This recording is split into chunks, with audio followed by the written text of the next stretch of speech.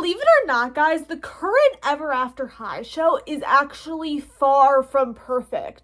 And that's not because the plot is bad or anything. The main problem is with the formatting, and that is because the existing Ever After High plot that we have right now is split up between the webisodes, the specials, and then also these books. And unless you watch all those things and read all those things and know how to watch and read all those things in order, you're kind of like missing a lot of the plot. In my opinion, the best way to fix this issue is simply to reboot Ever After High as a single series where we can kind of get the plot in order in an episodic format. And when I'm imagining a series, it could either be animated or live action. To me, it really doesn't matter. And the episode lengths would be around, 25 to 45 minutes, depending on, if it was animated or live action. Also, I do know that right now it is very, very, very unlikely for Ever After High to be rebooted, and even if it was rebooted, they would probably not do it correctly, which is why today we are going to be living in my fantasy, and I am going to tell you guys how I, Ainsley from Fairy Tale Vibes, as an Ever After High expert, would reboot Ever After High.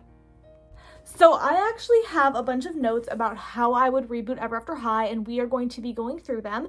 But first, I just want to let you guys know, kind of the structured way that I decided I would reboot it would be by splitting it into 4 seasons. Of course, this is just like with kind of the existing Ever After High lore that we have.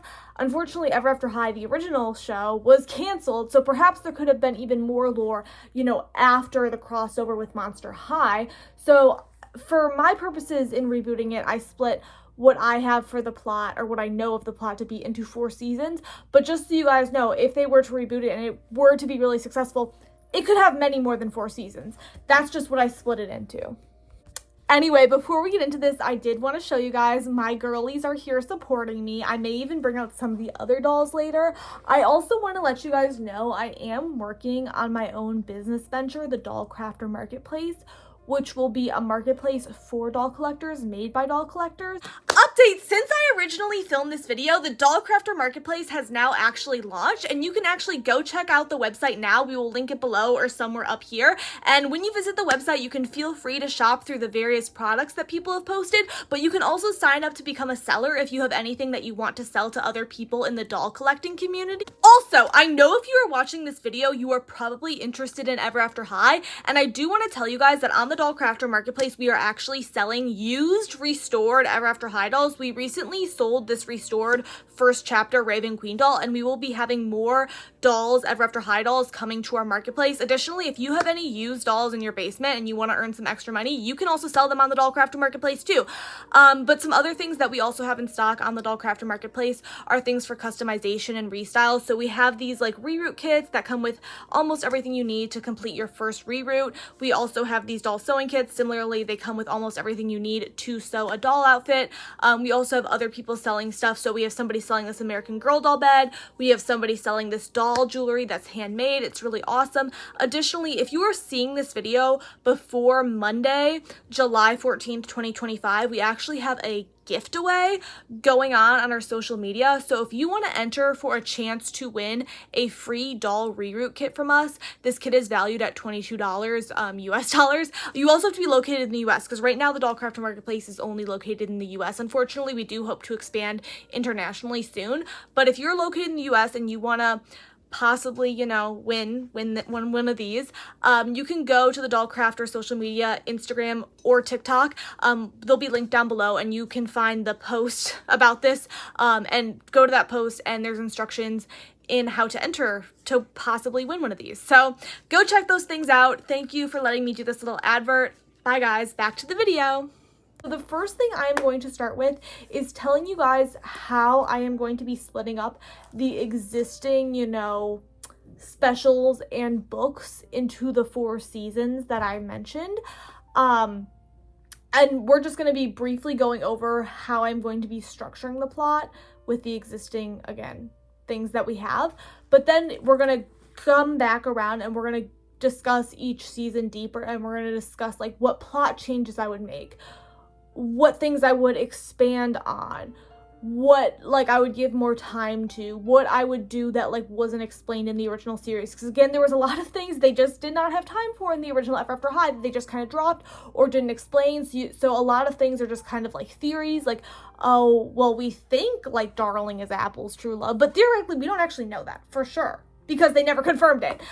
So there's like a lot of things like that where they just like didn't fully build it out because like it got canceled, they didn't have time.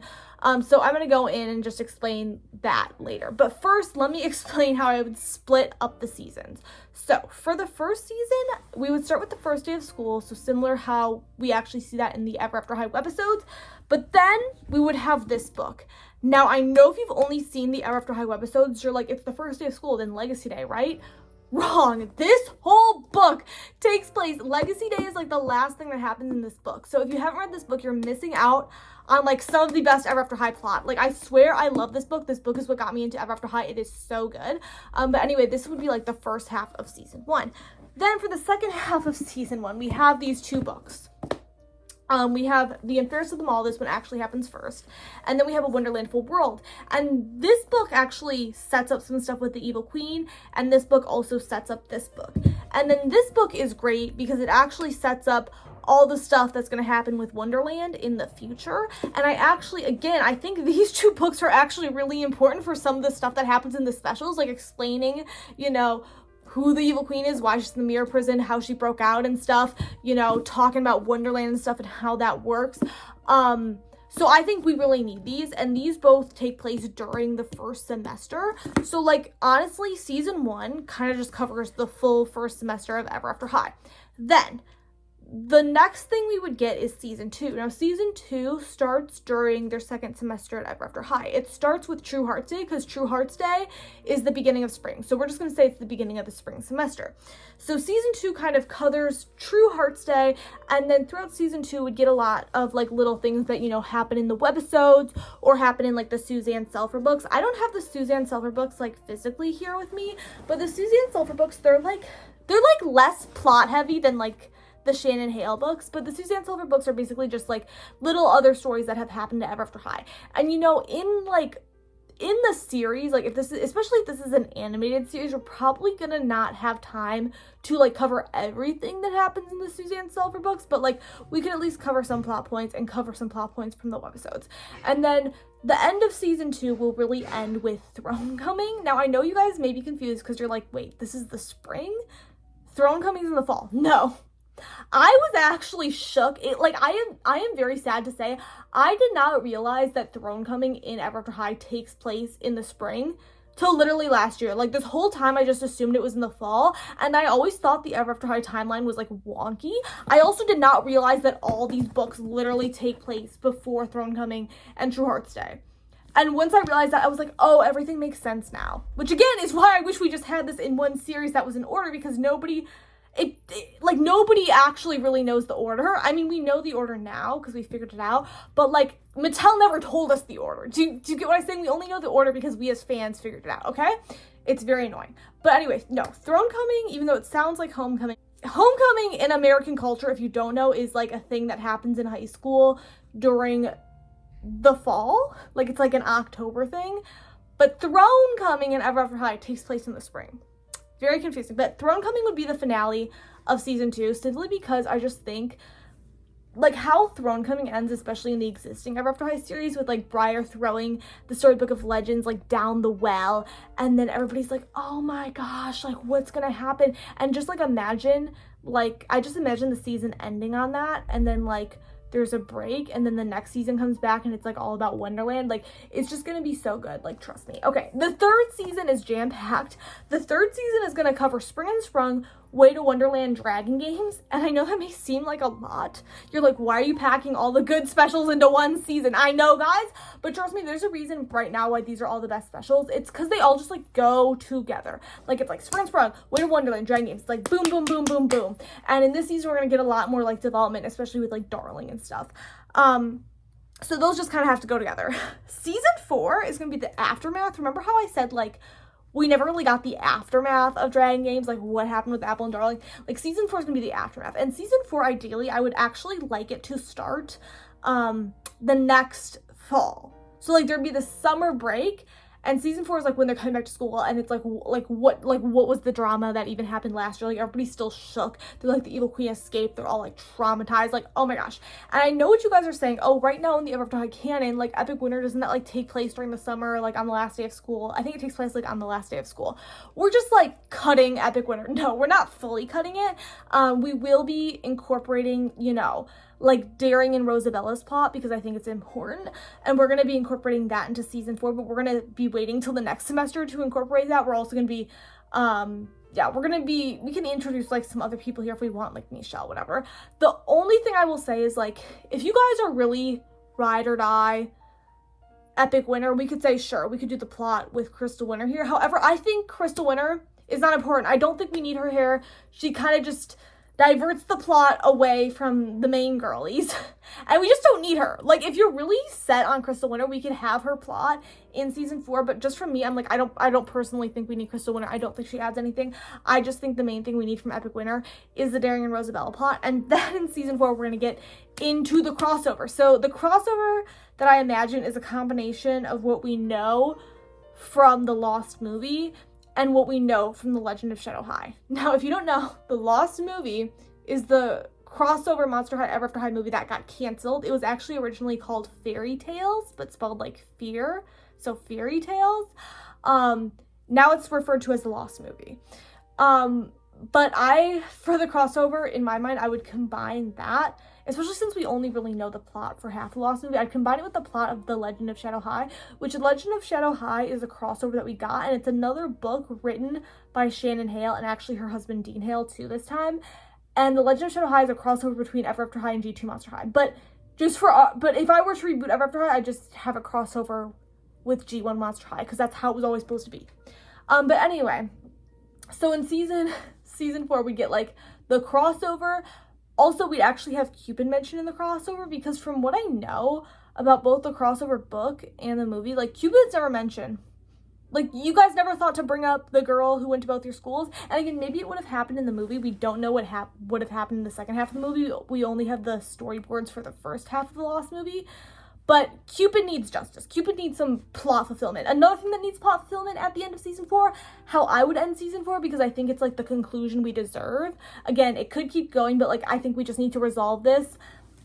Headmaster Grimm, what the heck was his plan? Like, we need some sort of resolution, and I would really like the girlies to like confront him. And sorry, I'm getting too into it now, but anyway, that's how season 4 would end. Would be justice for them against the Grimm brothers, and we'd figure out who the Grimm brothers actually are, what they actually did. But anyway, now let's go back and get more detail into how I would reboot it and what I'd have happen in the different seasons.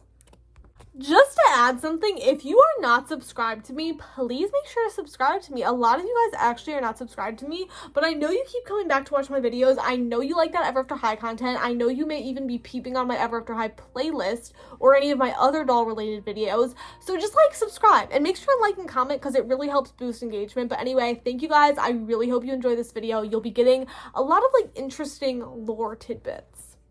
So starting off strong, season 1, like I said, for season 1, we really want to focus on the plot of this book at the beginning. And I think there's a lot of nuances and stuff that just like happens in this book that like makes the Ever After High world building make more sense. For example, there's actual segregation between like the royals and the commoners.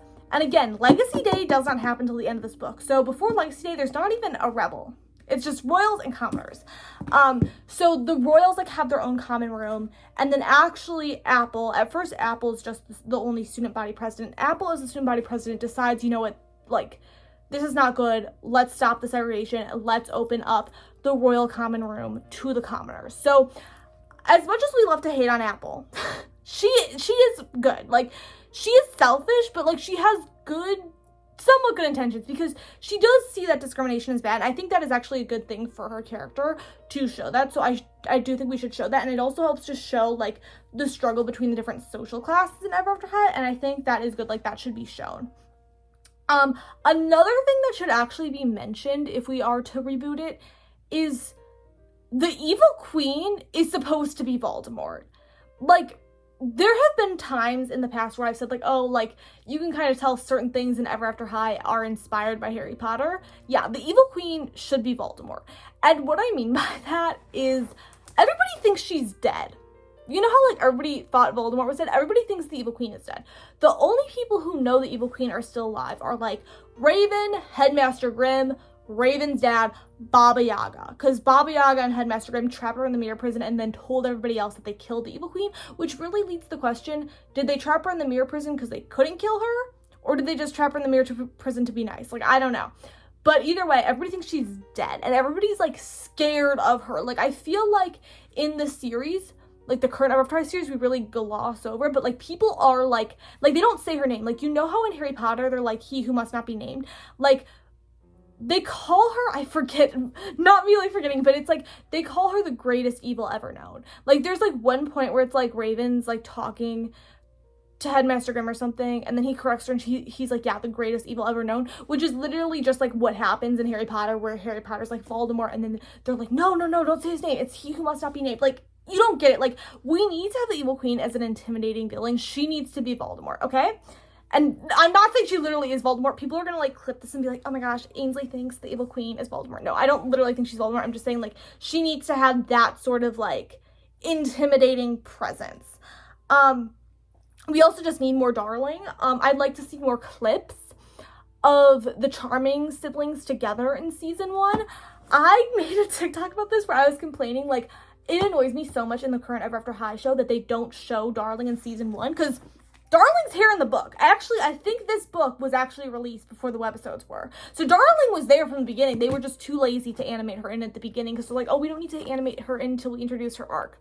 Which then is so dumb, because then it's like when she takes off her, like, helmet or whatever at the end of Spring and Strong, and we're like, oh my gosh, the White Knight's a girl. But, like, who is she? Like, that would be so much more impactful if we actually recognized that it was Darling's hair. You see, you get what I'm saying? Like, she doesn't need to be a main character, but she should be there, like, hanging out with the other royals. She should be there with her brothers, and she needs to be, like, shy. Like, she shouldn't be very, you know, assertive yet, but she's just, like, there. Another thing, we should actually show how Poppy got to Ever After High, because so many people think that Poppy was just there from the beginning, and it actually causes a major plot hole, because I will say, oh, you know, the people who go to Ever After High, the only people who can go to Ever After High are people who have destinies. And then everybody will be like, oh my gosh, Poppy does not have a destiny. And I'm like, yeah, because if you've read Holly O'Hare's diary, or if you've read the books, Holly O'Hare had to, like, fight for Poppy to get into Ever After High. She had to beg Headmaster Grimm, because Poppy was originally just going to beauty school, because Ever After High only is supposed to, like, accept students who have a fairy tale destiny, who are, like, main characters, or like whatever, like, people who are, like, main characters, or not necessarily main characters, but, like, characters in a story. And I just, honestly, I just think, like, the world building needs to be more clear, because especially when I was younger, so many of these things I just thought were plot holes, but they're actually not plot holes. Most of the things that in Ever After High that you think are plot holes are actually explained in the books or in the diaries or something. And it's like, no, we just, like, need one series where all this is explained so there's no plot holes. Like, we need to explain that there's other high schools outside of Ever After High. The people who get to go to Ever After High are the people of destinies, and that also explains why there's so much, like, tension between the commoners and the royals at Ever After High, because it's like most of the royals in the world of Ever After have destinies, and then of course some of the peasants as well, like, you know, like Cerise, Cedar, they have destinies too. But then they all get shoved in this one school together where there's royals and the commoners, and it's, like, awkward, you know? Another thing that we should see in the first season is, like, Raven and Dexter, like, just being friends. They don't need to be dating yet, but, like, more of them being friendly. I've discussed it before in this book. There's a scene where they bond over being Taylor Quick fans, so yes. Raven and Dexter are canonically Swifties, and they actually sing Enchanted to each other on the balcony of Ever After High. I get why they maybe didn't do that in the show. Maybe they were worried about copyright, but we just need more of Raven and Dexter being besties, because it'll build. And then moving into, like, what happens in, like, this book. In this book, Maddie, other people accidentally knock over this little glass unicorn that was, like, the Jabberwock's prison, which, if you don't know, the Jabberwock, otherwise known as the Jabberwocky, is this, like, really scary monster from Wonderland. It had this little glass prison that was a little unicorn doll that was inside the, what's it called? The treasury. And all the students are messing around in there. And then it just so happens that the little glass prison falls at Maddie's feet. And then Headmaster Grimm blames Maddie, and but he just kind of targets Maddie though, because he's trying to punish Raven, but he can't actually punish Raven because he can't punish Raven without expelling Raven, and then expelling Raven kind of gives Raven what she wants because then she doesn't have to follow her destiny. So he ends up banishing Maddie to like Neverland because he can't banish her to Wonderland because Wonderland's cursed.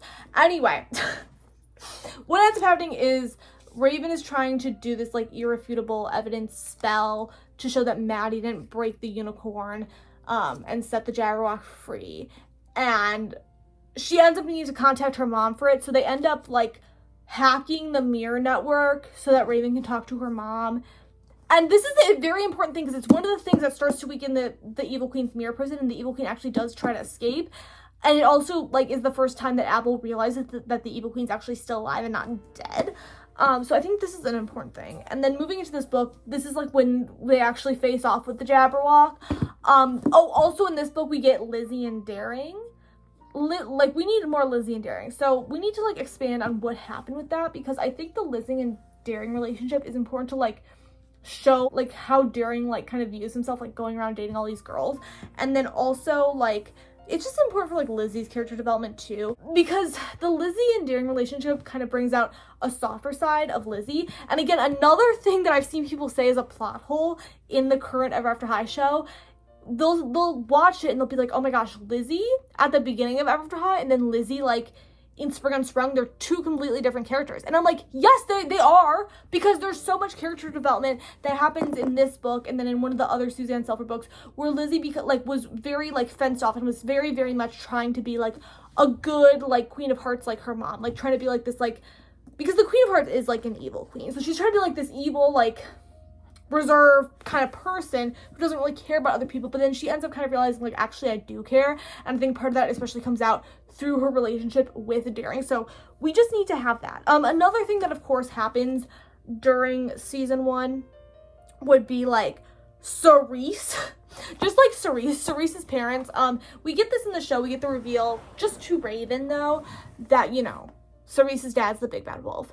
What we don't get is what happens in this book, which is that, like, the wolf clan and, like, the Hood clan, like, the two sides of Cerise's family, I guess, find out. And they, like, they anyway, there's a whole drama about it. I'm not going to cover it because for this video's time's sake, I've done an Ever After High retelling. I forget which episode it was where I covered this book. I'll put it somewhere on the screen. But I've done Ever After High retellings of most of these books if you want more details about what actually happens in the book. But anyway, I just wanted to say we're going to cover, you know, what happened with Cerise's family in season 1. And that's basically it for season 1. So season 1 kind of ends, like I said, I didn't even say how it ends. It ends basically with them, like, defeating the Jabberwock, which is great. But now they've kind of realized, oh wait, by defeating the Jabberwock, they actually sent it back to Wonderland. So it kind of plants the seed in the viewer's mind, like, okay, wait, Wonderland does still exist, even though it's, like, cursed. So that's kind of like the end of season 1. Then they go on break. Then they come back. So season 2, kind of, again, like I said, it starts off with True Hearts Day. I'd really like to get more expansion on Cupid's, like, character here, and just, like, True Hearts, and it's, like, I'd really like to see Cupid really leading this double life, because we know Headmaster Grimm let her come to Ever After High, as somebody who is not from the world, and as somebody who doesn't have a destiny, because again, she's not a fairy tale character, she's from the realm of Greek gods, and I'd really like to know more why. And I think why Cupid came to Ever After High is because Headmaster Grimm thought, oh, she's gonna help people fall in love, she's gonna help them follow their true heart's destiny, like what it says in the Storybook of Legends. But Cupid's ulterior motives and Cupid's dad's ulterior motives for sending her to Ever After High, because remember, if you've read Cupid's diary, Eros, Cupid's dad, says, oh, you're going on a mission to Ever After High because they need help there. And it can be assumed, let me just get my Cupid doll. It could be assumed that Cupid's mission is to kind of help break this cycle of everybody repeating the same destinies and kind of help showing people that they have their own true heart's desires outside of what their destiny is. So I'd really like to kind of see Cupid play this, like, double agent where she's like, oh yeah, Headmaster Grimm, everything's going great. I'm really going to help people find their true heart. And then, like, she goes back to, like, Briar and Hopper. She's like, yeah, true heart stay. Yes. Okay. And then she goes to Raven. She's like, yes, I agree. I'm a rebel. Like, and, like, I just love to see this, like, double life. Which, speaking of double life, during season 2, I'd also love to see, like, more, like, clips of just, like, Darling, like, sneaking away.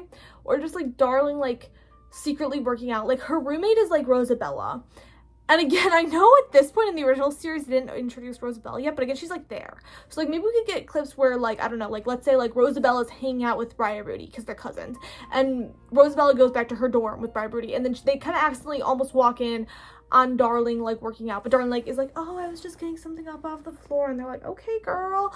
Like, anyway, I just love to see more of, like, hints of that there's something more going on with Darling, and maybe Darling could start getting some more lines at this point and being a little more helpful, just so it's in the viewer's head. Another thing I said, more Lizzie and Daring. I'd really like to see kind of, like, Lizzie and Daring's relationship kind of come to a head. I don't know if they should be officially dating, like, maybe officially dating, but not, like, super, like, public or anything, more just, like, you know, like, casual, maybe situationship thing, but just them, like, seeing each other more than, like, once.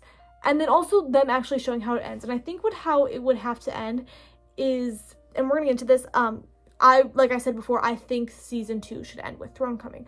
So as it's building up to Throne Coming, I think Daring is kind of going to be assuming that he is going to be Throne Coming king. And I mean, Apple might be kind of assuming she's going to be queen. And then Lizzie kind of starts to realize, oh wait, he doesn't actually care about me. Like, he cares about his destiny of being Apple's prince. And I think Lizzie's just kind of like, she goes, and I feel like it could be like kind of just like an amicable breakup. She kind of just goes to Daring and she's like, you know what, this isn't working out. And Daring could be like, but I have so much time, whatever, before my destiny. And she's like, yeah, but I'm sorry, it was fun. So they break up. But I think it was very helpful for Lizzie's character growth, you know? Also, we could get more of Raven and Dexter leading up to Throne Coming. Also, I'd really like to see, let me get the doll. I would really like to see more drama with these three, because at the beginning of Ever After High, and same thing for my reboot, these three are like besties. Like, they're the princess trifecta, and they're like very tight, okay? But we know, during True Hearts Day, so at the beginning of season 2, Apple kind of starts to throw shade at Ashlyn for dating Hunter. And, like, Apple ends up, you know, being like, oh, yeah, I guess I accept you guys. But, you know, deep down, Apple's like, no, I do not accept them. And then eventually, you know, later in Throne Coming, Briar kind of, like, reveals, and I keep this for my version of the reboot, Briar kind of reveals she doesn't really want to follow her destiny that much. Like, she kind of starts to say, like, well, Apple, you kind of have an easy destiny. And, like, I have kind of noticed, actually, this in the original Ever After High series. After that happens, their relationship, and when I say their relationship, I mean, like, their friend relationship, I'm not shipping them, their relationship is never the same after that. I don't know if you guys have noticed this in Ever After High, but, like, they are never really hanging out one-on-one after that, I don't think. So I just would, like, that's kind of the moment that they really separate. And I think this is actually, like, an important plot point for the stuff that happens later on, because it's kind of like now Apple is really separated from these two who used to be her besties because she's disagreeing with them. And now it's kind of interesting because she's actually growing closer to Raven. Because I mean, like, Raven knows that Apple's like not a rebel. Like, she knows that Apple's literally the opposing side, but Raven is just so nice. Like, Raven is just kind of willing to be there even though Apple is like annoying her. And that is, again, something that I'm taking from the original, but I'm just expanding on it and making like it a little more obvious. But yeah, I mean, they don't need to like say it out loud, but just like, if we're getting like a fuller series, we'll have more time. So I want to make it like show more that like she's never really as close with these two after that. But the main thing that I would actually change about Throne Coming, and this is the only like, or besides like Epic Winter, this is the only special where I really like change something big, is I want to solidify who the prom court is, because, or the Throne Coming court, because I think in the original Throne Coming it varied upon country, like who was voted as Throne Coming queen, but I think who's selected as Throne Coming queen could actually have weight on the plot, so I think it should just be solidified. And I'm just gonna say it, I think it should be Raven. It makes the most sense, and especially if we are getting like a full like series like, we would have more time leading up to Throne Coming, and I think these 3 girlies would really be rooting for Raven to be Throne Coming Queen. And Raven's like very humble. She'd be like, guys, you don't need to do that. But Maddie would be the one who like nominates her, and then these 2 would like really help, you know, like Maddie promote it. But like Maddie is like ride or die. She's like Raven, like she's gonna get Raven to be Throne Coming Queen. And it actually, at this point in time, it would really make the most sense out of anybody for Raven to be Throne Coming Queen, because first of all, it just really shows Headmaster Graham, oh wait, there's so many rebels. And by this point, like I said, like Ashlyn is basically a rebel, Briar's like secretly a rebel, she's secretly a rebel. Like, it makes sense for Raven to be Throne Coming Queen. Another thing is, instead of Daring as Throne Coming King, because I think he's supposed to be Throne Coming King, like I think he's gonna assume that he's gonna be Throne Coming King, but I think it would be just like really funny if he assumes that he's gonna be Throne Coming King, but then actually ends up being Dexter.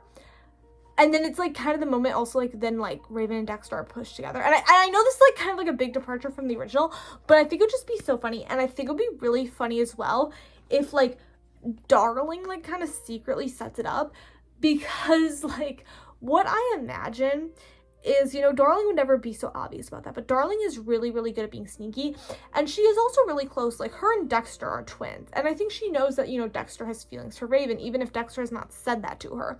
And I think what would happen is that Darling would kind of like hint to Maddie in a way that like Maddie doesn't really even realize that Darling is like subliminally messaging her, but Darling would kind of say something to Maddie to make Maddie think, oh wait, kind of if I'm promoting Raven, I should promote Dexter with Raven. Do you see what I'm saying?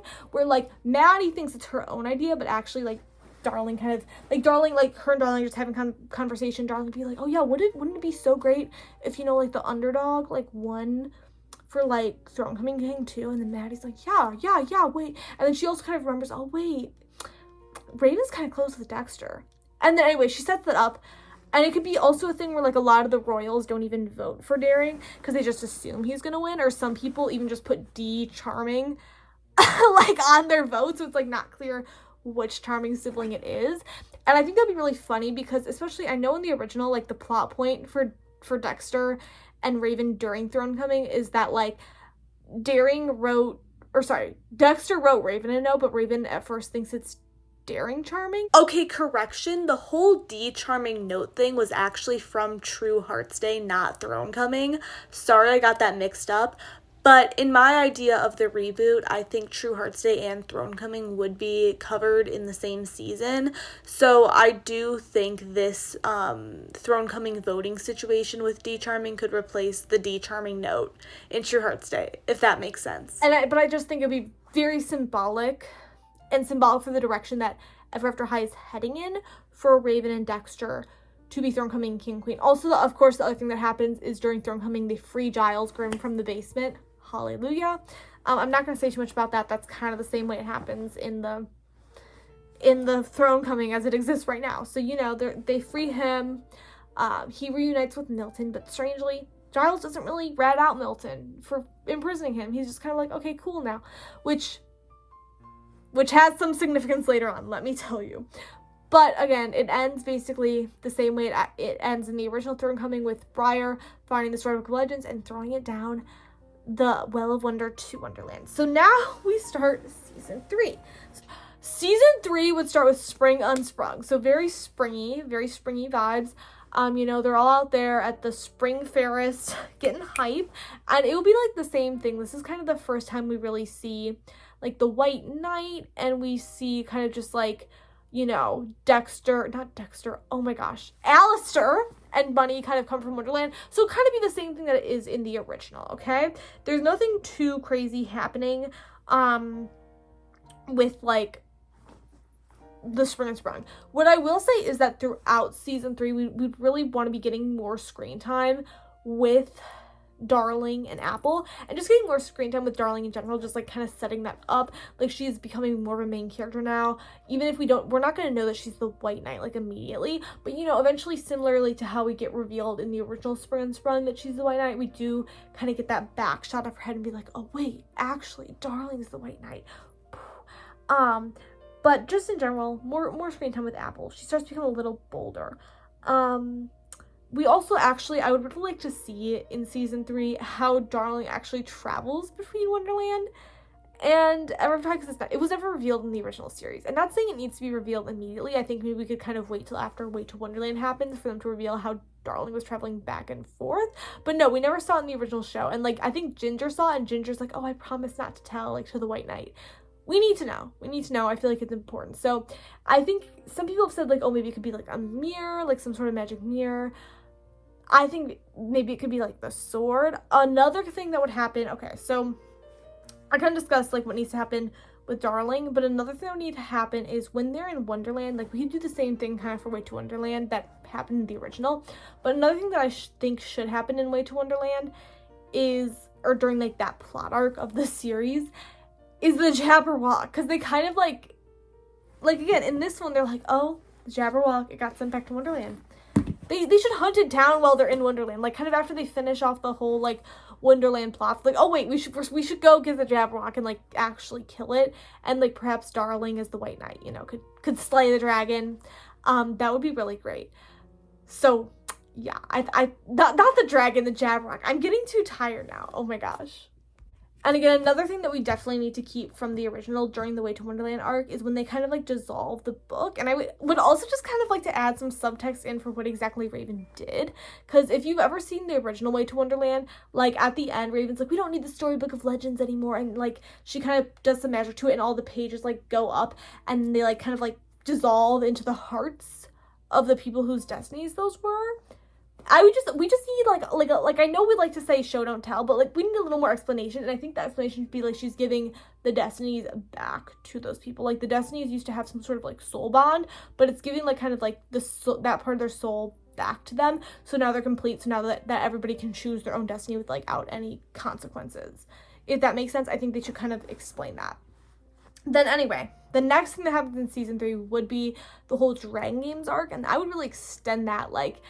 Yeah, I'd extend that, and I'd let Apple delve a little into, like, the dark side, because I don't know why, but, like, ever since I was younger, I had always, like, imagined that at some point Apple would kind of, like, snap and kind of turn evil for a second and then realize, oh, wait, this is, like, not, like, she's like, actually, I understand why Raven did not want to be evil. Like, I think Apple would kind of get so fed up that she's like, oh my gosh, I tried to be, like, the damsel in distress. I tried to be good, but like nobody's being evil, so like I need to be evil or something like that. I don't think she'd go full evil during this time, but I think basically what would happen is like she'd accidentally free the evil queen. She would be frightened, but then she'd kind of be like, oh wait, maybe I'll try to help, and like maybe I'll try to get Raven. And then of course like the same thing kind of does happen. It happens in the original, like Apple eventually does go off with them and get poisoned and stuff. But I think another thing that I like if we were to reboot Ever After High is during the Dragon Games arc for everybody to be like more frightened of the evil queen at first, because again, they did think she was dead.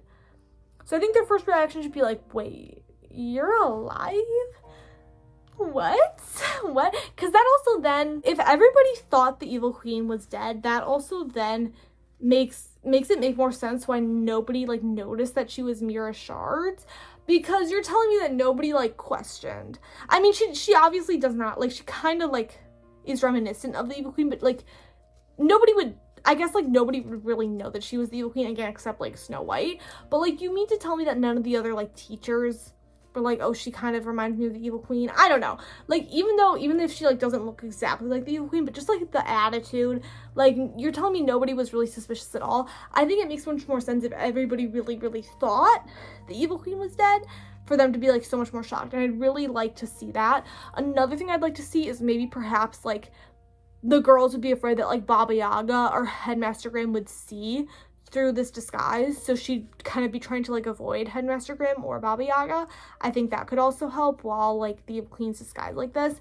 Okay, another thing I realized about Mira Shards is that while Mira Shards does not look exactly like the evil queen, her overall design is very evil queen coded, and if I was a student at Ever After High, I feel like it would not be hard to guess that she was at least related to Raven, and I feel like people would eventually figure out that she was the evil queen. So if I were to do the reboot, I would basically have Mira Shards have like a much different design. I I would have it be something where it's more princessy, more light in general, and I would also try to have the evil queen sort of act as mirror shards in a way where she's like, oh, I'm so princessy, like yada yada yada, to try to blend in with Apple. And I think the way that Snow White would realize that mirror shards was actually the evil queen is because she would realize that mirror shards was overdoing it so much, like trying to lean into like this lighter princessier aesthetic, that Snow White would be like, hey, that's my old frenemy, like I can see her acting, I can see right through that.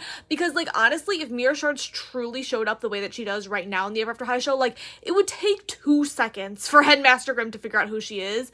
Like there's no way. Additionally, I do understand why currently mirror shards has that design. It was for merchandising. It's because they wanted to sell her as like the evil queen in disguise, and like they wanted to sell her in a design that was little easy for like little kids to understand that was the evil queen in disguise. So I get why she was designed the way she was, but if I were to reboot Ever After High, I would design her more differently. And then perhaps if we want like an evil queen doll, what if we just release a 2-pack with the evil queen and Snow White? I get why Mattel didn't. Again, they were afraid of Disney. They were already in hot water with Disney. Disney already didn't like them doing stuff like that. But like if we're truly rebooting Ever After High the way I would want, I would just say go for it. Make an evil queen Snow White 2-pack. Maybe make it like an exclusive, like a Mattel Creations exclusive. But like if you're gonna do an evil queen doll, do an evil queen doll. Don't do a half evil queen doll where it's like the evil queen but in disguise. Like no, do a full-on evil queen doll. Or better yet, do like a Class of Classics doll where it's like a flashback doll to like when the evil queen and Snow White were in school or something. Like you could also do that if you want it to be like a teenage doll. Like you could do them when they were in school. Okay, that's my little rant. Let's get back to the rest of the video. And then again, when the evil queen does turn evil, she poisons Apple. Daring ends up trying to wake Apple. That doesn't work. Darling wakes Apple, of course. So the same thing that kind of happens in the original, except this time it's going to be very clear. It's not CPR. Like, I will say, I don't think it was ever supposed to be CPR in the original, like, movie. Like, there is, like, a novelization of Dragon Games where, like, I think they say that Darling gave Apple CPR, but that just doesn't make sense. It's a poisoned apple, and even if she was choking in the apple, that's not how CPR works. Okay? But anyway. So, Darling wakes Apple, and I think maybe at first they don't tell Apple, because, like, even if you watch Dragon Games as it is now, like, they don't immediately tell Apple. So I think it takes a while for Apple to find out that it wasn't actually Daring who woke her, which she's gonna be mad at everybody about. She's gonna be like, why did you not tell me this immediately? But then Apple's gonna kind of, over the summer, have a life crisis. Now, the other thing, so this is kind of the end of season 3. So now we're getting into the beginning of season 4. So over the summer, again, like I said, Apple's gonna have a life crisis. She's gonna be like, nothing's what I thought it was. Daring's not my prince. Everything is like, what is going on? She's like, oh my gosh, is Raven right? Was Darling always destined to wake me? Or is this just happening because Darling was like the white knight and she like flipped gender roles? Like anyway, Apple's gonna be have a whole crisis about like what this means. And is she going against her destiny? Is she not? Like what? Okay. Another thing that I think would be interesting to happen is perhaps when Apple was poisoned, like the evil queen probably knew that Apple would wake up, right? I think it'd be very interesting if the evil queen kind of planted something in Apple's poison that would linger with her and kind of make Apple turn evil. Now this is gonna make sense, I swear. But so just keep in mind, like Apple has some like Apple kind of comes back to school and she's kind of more angry, okay? Everybody else chill. By this time, Dux and Raven, they started dating. This is when we get the plot arc with Daring and Rosabella, and Daring kind of realizes, oh wait, I'm the beast, and then it's fine. And then that's just gonna make Apple more angry though, because like, not that Apple, I fully believe, I don't think Apple was ever in love with Daring. Like, she did not care when he dated Lizzie. She did not care about anything. Like, Apple is not in love with Daring, but Apple cares about this only because she's like, oh wait, like, I thought for so long Daring was gonna be my Prince Charming, right? So anyway, but you know, perhaps Apple and Darling, I don't know, they're talking, whatever, it gets better for Apple. It gets better for Apple, even though she's kind of having a life crisis, okay? But again, there's this, like, little evil thing that was put in her brain by the evil queen. So, what happens is, if you guys have ever read the crossover or watched the storyboards for the Lost movie, you will know that somehow the evil queen has returned. During the crossover, the evil queen somehow breaks out of her mirror prison again, and it's not really ever clarified how. I think it would be really interesting if it's actually that Apple, she secretly manipulated Apple somehow through her brain. Like, she infected Apple's brain, whatever, with the poison, to, like, be able to talk to Apple and get Apple to break the evil queen out of mirror prison again. Okay, I'm gonna try to re-explain what I think is going on inside Apple's head, because I do not think I did that great of a job explaining it the first time. But basically, like I said, I think the evil queen would plant some sort of poison in Apple's brain that she would then use to manipulate Apple and turn Apple evil. But you have to understand how the evil queen would do this would be by sending Apple subtle thoughts, and these thoughts would be so subtle that Apple would not even realize that they are not her own thoughts, and Apple would not even realize that the evil queen was manipulating her. But how it would start is that during the summer break after Dragon Games, Apple would start to question what happened between her and Darling in Dragon Games, and Apple would start to question, oh my gosh, is Darling actually my Princess Charming? Was Darling actually meant to like wake me? And Apple would start to question, did I actually fulfill the Snow White destiny, or because Darling is a rebel, did Darling just come and mess everything up and basically corrupt my destiny? And then Apple would think, oh my gosh, I didn't do a good job, like I'm not a good Snow White, I'm not able to be Snow White. And she'll think, maybe I can't be Snow White, maybe I'm actually the villain. And Apple would start to convince herself that, oh my gosh, everything in the Ever After High universe is currently out of balance because nobody's following their destinies, and the only way to bring back balance is for there to be a major villain. And Apple starts to think, oh my gosh, either I, Apple White herself, would need to become the evil queen, or Apple has to bring the evil queen back. So Apple, by the end of the summer, starts to think, oh my gosh, I need to figure out a way to break the evil queen out of Mirror Prison and bring her back, because we need to bring balance to the universe. Or if Apple can't break the evil queen free, then Apple would start to think to herself, oh my gosh, I need to become the evil queen. And basically, Apple is justifying this to herself by saying, I'm just doing it for the plot. Like, Apple is just literally doing it to fulfill the plot of the story, because Apple thinks that the fairy tale world is unbalanced without a villain, if that makes sense. And basically, that is how Apple's villain arc would happen. But let's continue. Like, basically, Apple's kind of having, like, some sort of psychosis where she thinks she's doing the right thing, but she's turning evil. But, like, throughout the beginning of, like, whatever the crossover, like, especially when they're going, like, in meeting with the girls from Monster High and stuff and doing all this, like, crossover behavior. And what basically ends up happening is the evil queen, opens kind of like a pathway between like Ever After High and Monster High, and it would be some sort of combination. I'm not exactly sure what exactly would happen when the girls meet each other, but it would sort of be some sort of combination between the Lost movie and The Legend of Shadow High, because the way it happens in those two things is kind of different. But I just feel like if we were to reboot it, we kind of somehow combine it. And I will say, I'm not fully going to explain how I think this would happen just for time's sake for this video, but eventually I do plan on doing an Ever After High retelling for the crossover, where I kind of look at The Legend of Shadow High, look at the Lost movie, and combine them and figure out what I think the canon crossover is. So just so you know, I'm not going to like completely figure it out here, but just so you know, there'll be some stuff crossing over, and then eventually they kind of get to a point where they have to kind of face off with the evil queen. So when they come to the point where they are about to face off with the evil queen, I would have it be very similar to what happens in Shadow High in my reboot, and I would basically have them confront the evil queen at Shadow High, and at the same time, the girls from both Ever After High and Monster High in the crossover would sort of discover what Shadow High is.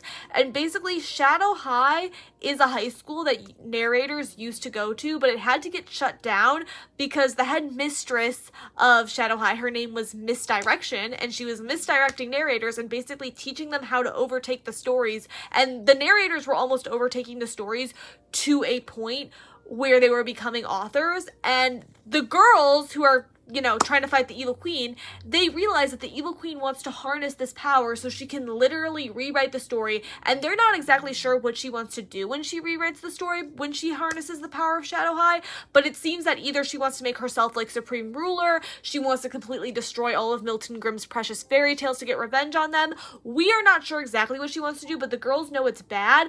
And when the evil queen starts harnessing the power of Shadow High, she basically starts like dismantling their entire universe, because again, both Ever After High and Monster High are in this story universe, and the evil queen basically starts ripping it apart with the magic of Shadow High.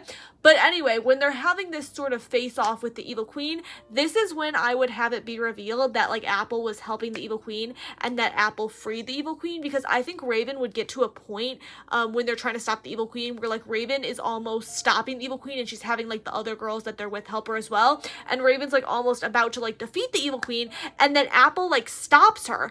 And Raven's like, Apple, why are you stopping me?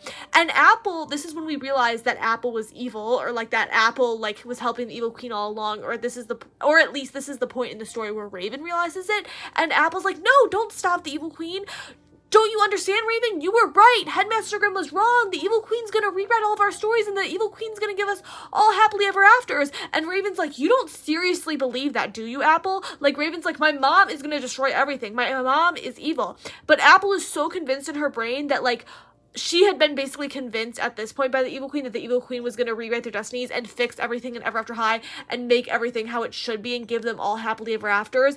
And Apple, for whatever reason, is now convinced that this is going to fix the imbalance.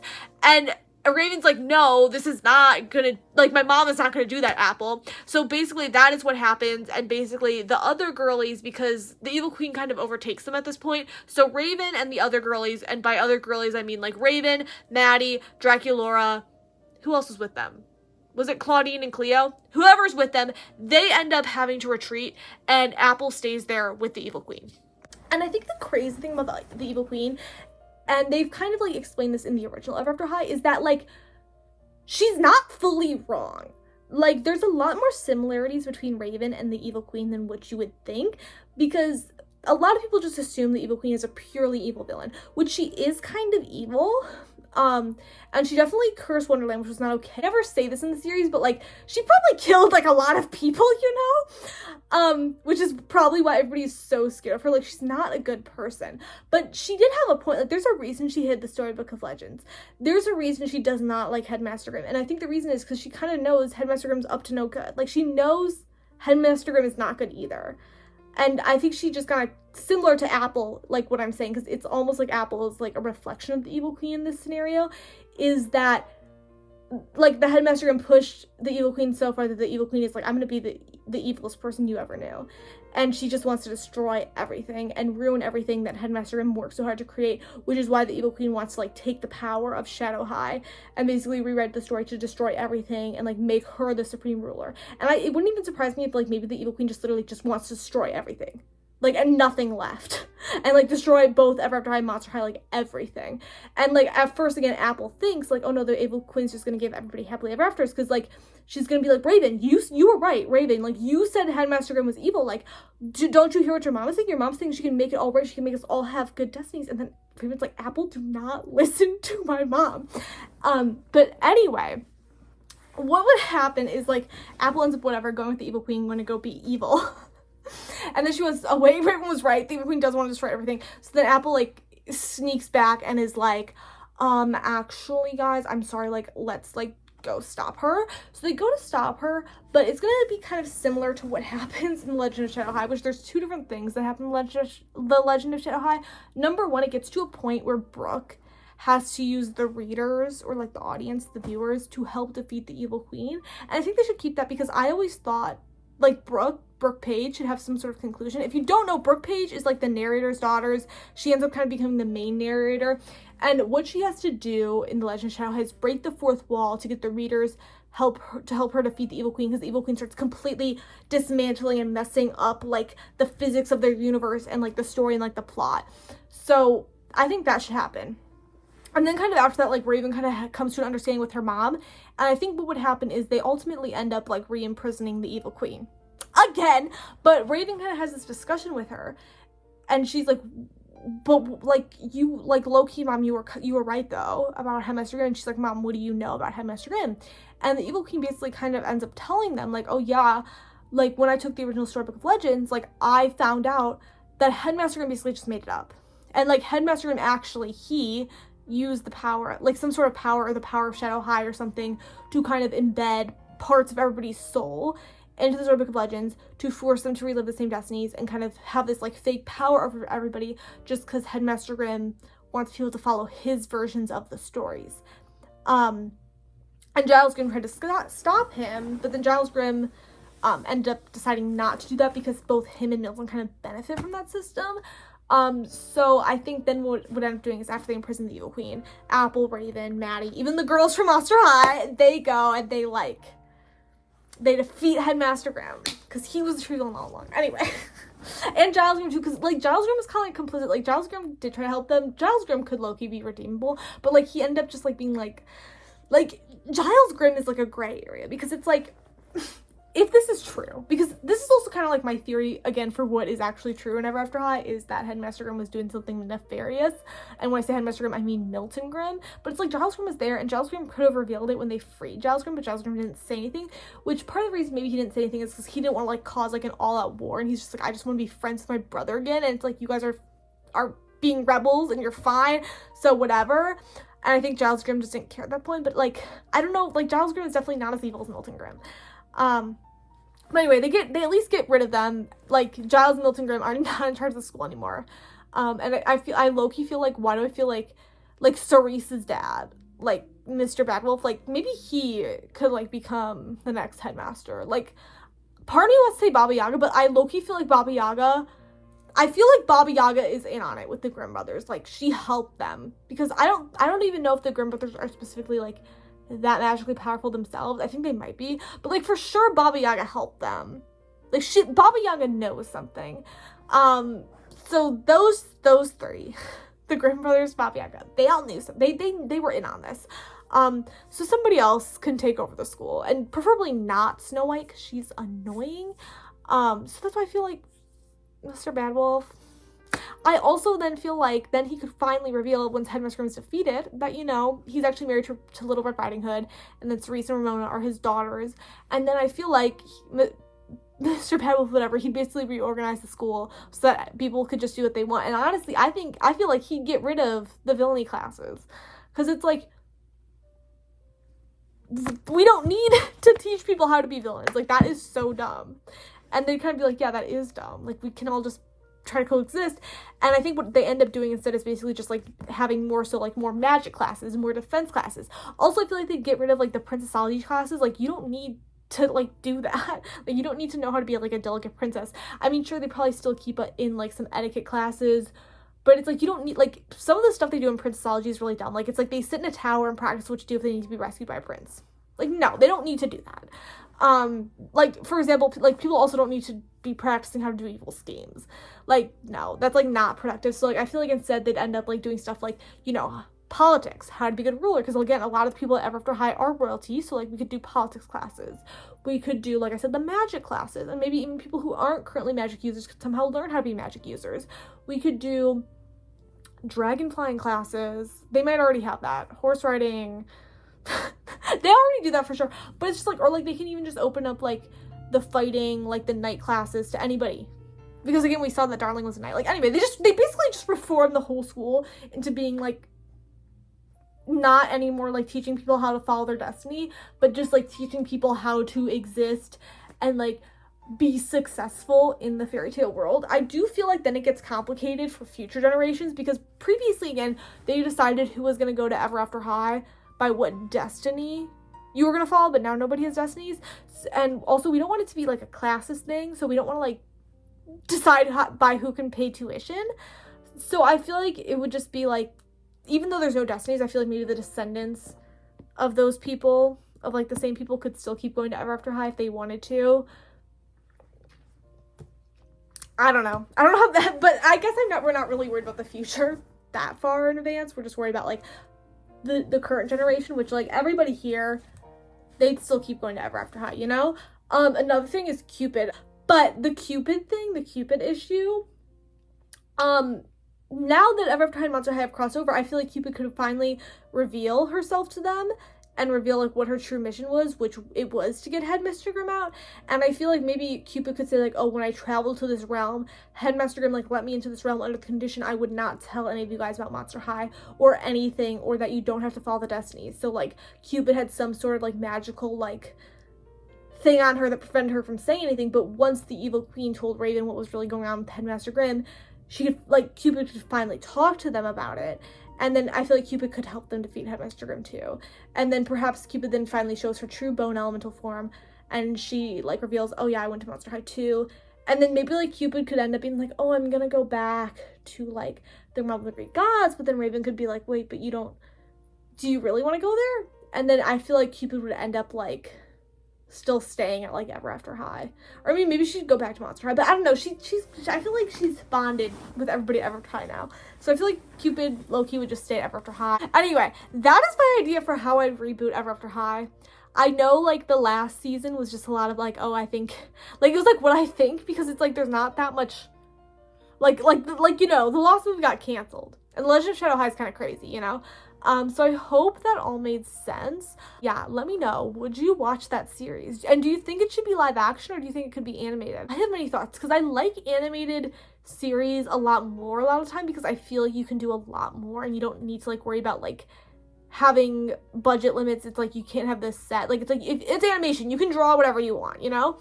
So I feel like sometimes like animation is a lot more limitless, and especially for the storybook format, I do like that. But also I feel like I would be so sad, because I love the animation and the voice actors of the original series so much. I feel like seeing it in a new animated form, like, it just wouldn't be as special. So almost because of that, like, it's like because I can't bear to see it like in a different animated style, I would almost like live action. And also just because I'd love to see how they do some of the costuming in live action for the characters, and like what casting choices they'd make. Also, another thing that I should have mentioned earlier, I should have like mentioned this is the first thing, is that if they're going to reboot Ever After High in any sense, they need more diversity, because like low-key, if you squint, like it looks like there's like what, like a bunch of white people and like one black person in Ever After High. Like, I'm not even kidding.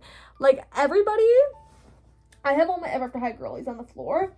Like, everybody could literally pass as white except Cedar. And then Cedar's the only one who, like, looks, like, actually fully black.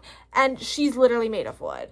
Like, what type of representation is that? Like, okay, I just want to say, I do know we get more black characters later on in Ever After High, for example, Justina. But what I'm trying to say here is, out of the main cast that we're introduced to at the beginning of the Ever After High series, the only one, like I said, who doesn't really pass for white is Cedar. And I know Briar's, like, Afro-Latina, but, like, she could pass as a white girl with a tan. You know what I'm saying? Like, we need more clear diversity. Diversity, equity, inclusion.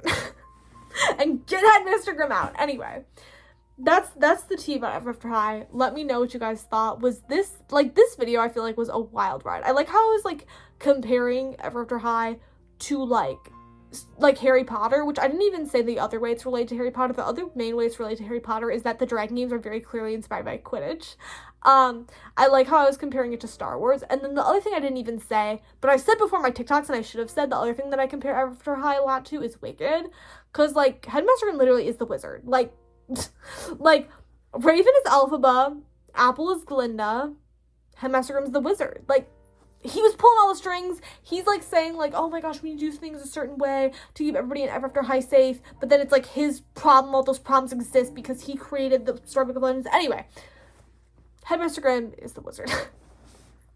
Okay, anyway.